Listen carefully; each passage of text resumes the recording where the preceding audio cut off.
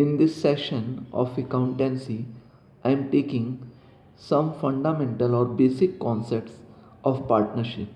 In this session, I am going to explain about the some important treatments which are useful while making the final account of partnership. Yes, students, in this session, the important treatment which I am going to explain is known as guarantee of profit. It is also known as a minimum share of a new partner. Yes, students, in this I am going to explain about the minimum share of profits or guarantee of a profit. As you are observing in the slides, sometime one of the partners is guaranteed a minimum profit.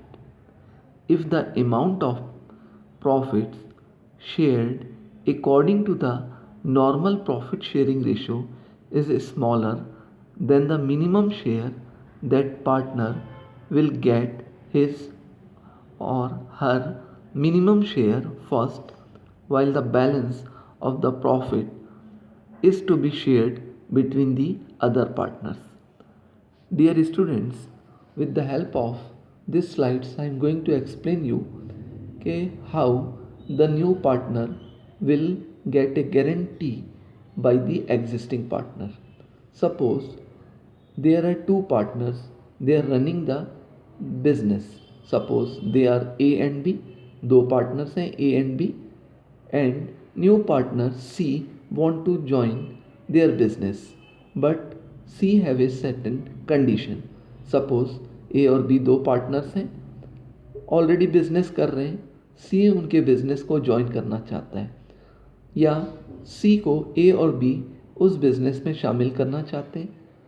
सी एक condition रखता है कि मैं आपके business में तभी शामिल होऊंगा, आपके बिजनेस को तभी ज्वाइन करूंगा जब मुझे एक गारंटी दी जाए कि मुझे एक मिनिमम या एक निश्चित अमाउंट का प्रॉफिट हर साल दिया जाएगा. अब अगर ए और बी इस बात से एग्री होते हैं और सपोज ए और बी ने सी को गारंटी दिया, जो कि सी की डिमांड थी कि मुझे मिनिमम हर साल 50,000 रुपीज़ का प्रॉफिट दिया जाए. इस बात के लिए ए और बी एग्री हो जाते हैं.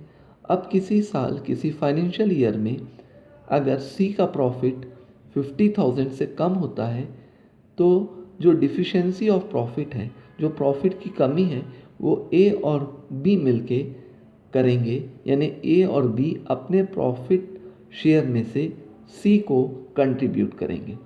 अगर ए और बी ने इस मिनिमम प्रॉफिट की गारंटी दी है. कई बार ऐसा भी होता है कि ए और बी में से कोई एक पार्टनर नए पार्टनर्स को गारंटी देता है. सपोज ए ने नए पार्टनर्स को 50,000 की गारंटी दिया है. इस गारंटी में बी एग्जिस्टिंग पार्टनर शामिल नहीं है, तो उस कंडीशन में अब जो भी डिफिशेंसी होगी सी की, उसको ए कंट्रीब्यूट करके पूरा करेगा, बी का इसमें कोई पार्टिसिपेशन नहीं होगा. इसे ही हम मिनिमम शेयर ऑफ प्रॉफिट या गारंटेड प्रॉफिट कहते हैं. मैं इसे फिर से ब्रीफिंग कर रहा हूँ कि जब एक नया पार्टनर बिजनेस में शामिल होता है, उसकी कंडीशन होती है कि मुझे एक मिनिमम एक सर्टेन अमाउंट के प्रॉफिट की गारंटी दी जाए. अब अगर ये गारंटी एग्जिस्टिंग पार्टनर मिल के देते हैं तो सभी उस डिफिशेंसी को पूरी करेंगे, और अगर ये गारंटी कोई एक पार्टनर देता है तो उस डिफिशेंसी को, उस कमी को वही पार्टनर पूरा करेगा जिसने गारंटी दी है. Yes, students, in this slides I am going to explain this illustration. With the help of this illustration I am going to explain about the guaranteed profit. I have taken this illustration from NCERT book. मैंने ये NCERT book से लिया है illustration. आप slides में देख रहे होंगे कि एक क्वेश्चन लिखा हुआ है, Mohit and Rohan share profits and losses in the ratio of 2:1. They admit Rahul as a partner with 1/4 share in profits with a guarantee that his share of profit shall be at least rupees 50,000. The net profit of the firm for the year ending 31st March 2006 was rupees 1,60,000. Prepare profit and loss appropriation account. ये question है। ये question इस बात को बता रहा है कि दो पार्टनर्स हैं जो ऑलरेडी एग्जिस्टिंग पार्टनर्स हैं, मोहित एंड रोहन। इनका प्रॉफिट शेयरिंग 2:1 है। इन्होंने एक नए पार्टनर राहुल को बिजनेस में इनवाइट किया और राहुल का इस बिजनेस में जो प्रॉफिट शेयरिंग रेशियो रहेगा वो 1/4 रहेगा। साथ में राहुल को ये गारंटी दी जा रही है कि उसे मिनिमम 50,000 रुपीज़ का प्रॉफिट दिया जाएगा। फॉर्म का जो प्रॉफिट आया है वो 1,60,000 है।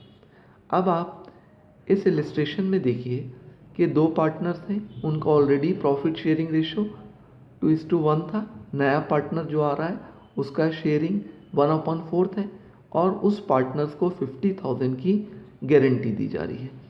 आगे आपको मैं वर्किंग नोट से ये जो सामने सॉल्यूशन है ये कैसे आया इसके बारे में एक्सप्लेन करने जा रहा हूँ। Yes students, I am taking this illustration.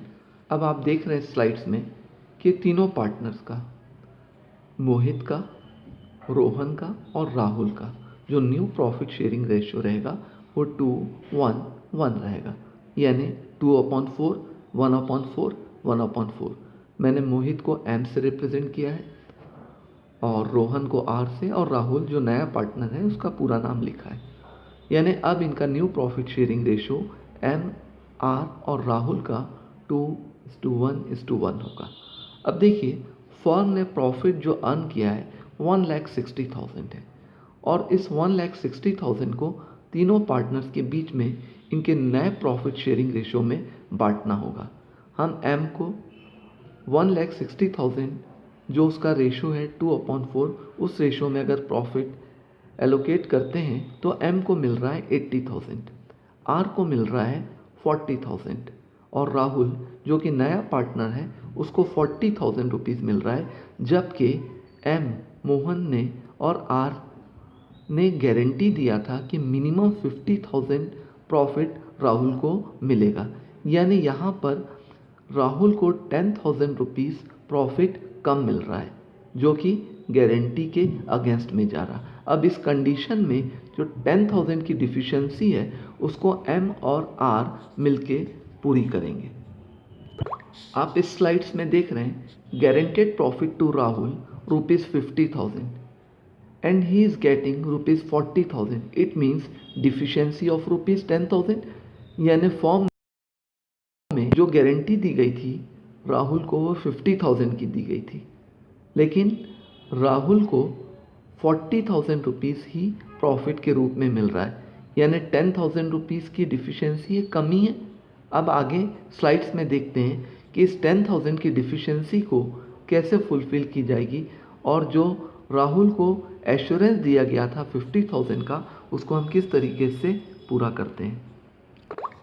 Yes students, इस स्लाइड्स में आप देख रहे हैं कि 10,000 जो डिफिशियंसी थी, एक नए पार्टनर राहुल को 10,000 का एश्योरेंस दिया गया था लेकिन उसे प्रॉफिट 40,000 ही मिला, यानी 10,000 कम मिला। इस 10,000 को हम यानी मोहित और रोहन कैसे डिस्ट्रीब्यूट करके जो राहुल को एश्योरेंस दिया गया था उसकी पूर्ति करते हैं।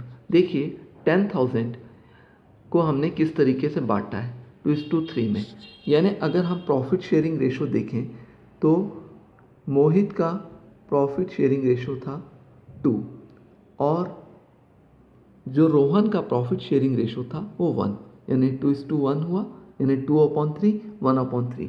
तो जो डिफिशियंसी आ रही है 10,000 की उसको मोहित और रोहन 2:3 में बांटेंगे। अब इस 10,000 का हमने 2/3 लिया तो हमें मिला 6,667। इसका मतलब मोहित ने जो 10,000 रुपीज़ प्रॉफिट कमाया है उसमें से वो राहुल को 6,667 रुपीज़ देगा और उसी तरीके से रोहन का जो रेशो है 1/3 है। डिफिशेंसी का जो टोटल अमाउंट है वो 10,000 है। इस 10,000 का 1/3 आप निकालेंगे तो आपको मिलेगा, जैसा आप स्लाइड्स में देख रहे हैं, 3,333। तो अब ये 3,333 ये रोहन राहुल को देके जो डिफिशेंसी है उसकी पूर्ति करेगा। अब इस स्लाइड्स में देखिए, so that Rahul will get ₹40,000 plus 6,677 plus 3,333 is equal to ₹50,000।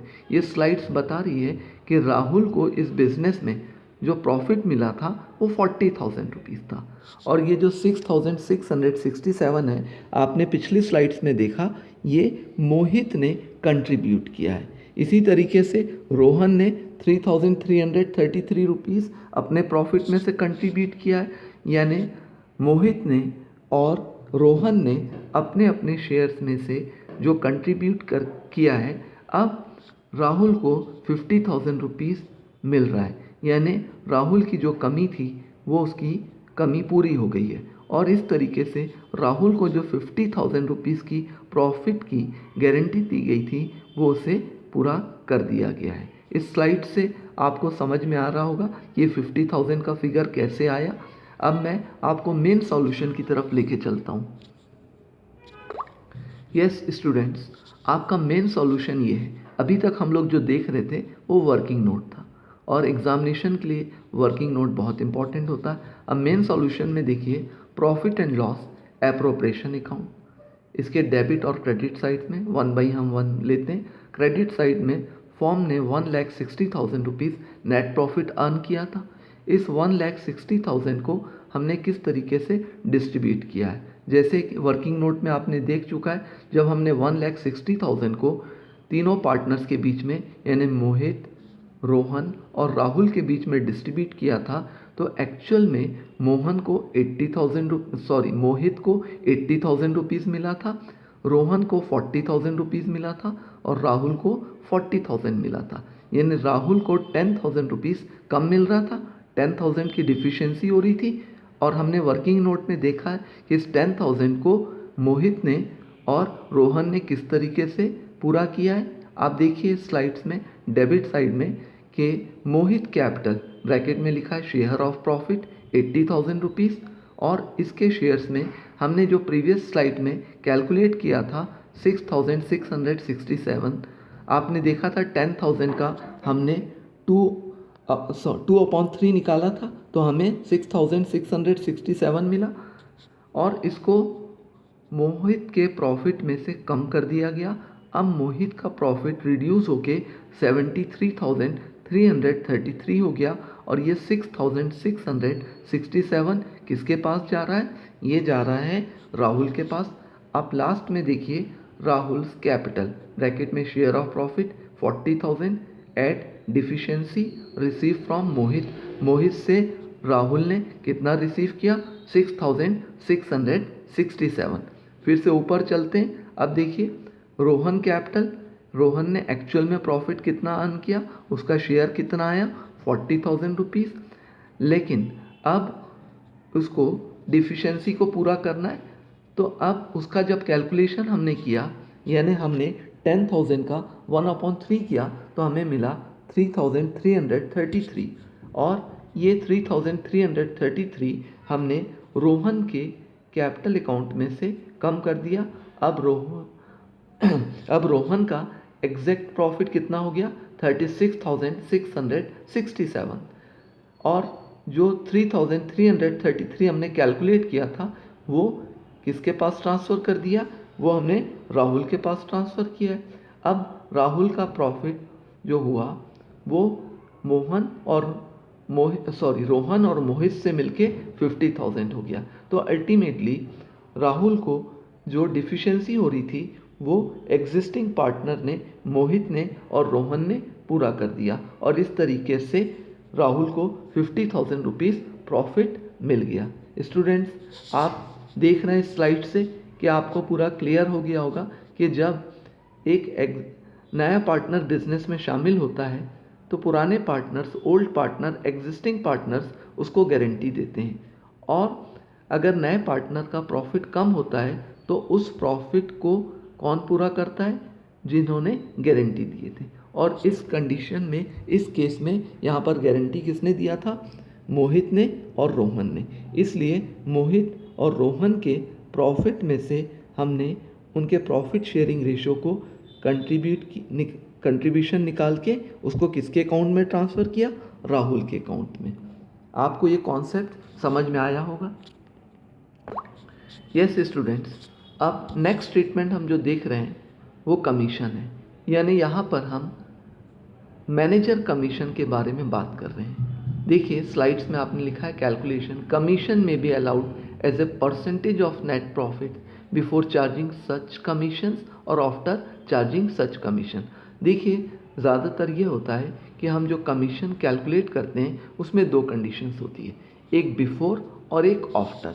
अब फर्स्ट पॉइंट आप देखिए स्लाइड्स का, commission as percentage of net profit before charging such commission. अगर क्वेश्चन में ये दिया हुआ है कि commission will charge before charging such commission, तो उस कंडीशंस में हमारा फॉर्मूला होता है net profit before commission into rate of commission divided by 100। और अगर क्वेश्चन में आफ्टर चार्जिंग सच कमीशन दिया है तो उस कंडीशन में आपका फॉर्मूला होगा net profit before commission into rate of commission divided by 100 plus rate of commission. तो अब आप इस चीज़ को ध्यान रखिएगा कि अगर कमीशन की कंडीशंस आती है, नॉर्मल तौर पे हम कमीशन किस पे देते हैं? नेट प्रॉफिट जो बिजनेस का होता है उस पे हम कमीशन कैलकुलेट करते हैं। और ये जो कमीशन होता है इसकी दो कंडीशंस होती है, एक बिफोर चार्जिंग सच कमीशन और आफ्टर चार्जिंग सच कमीशन। अगर बिफोर चार्जिंग सच कमीशन है तो उस कंडीशन में हमारा फॉर्मूला होता है net profit before commission into rate of commission divided by 100। लेकिन अगर क्वेश्चन में आफ्टर चार्जिंग सच कमीशन दे दिया गया है तो उस कंडीशन में हमारा फॉर्मूला चेंज हो जाएगा और फॉर्मूला होगा net profit before commission into rate of commission divided by 100 plus rate of commission. Question में आपको रेट ऑफ कमीशन हमेशा दिया रहेगा, नेट प्रॉफिट आपको दिया भी हो सकता है या कैलकुलेट भी करना पड़ सकता है।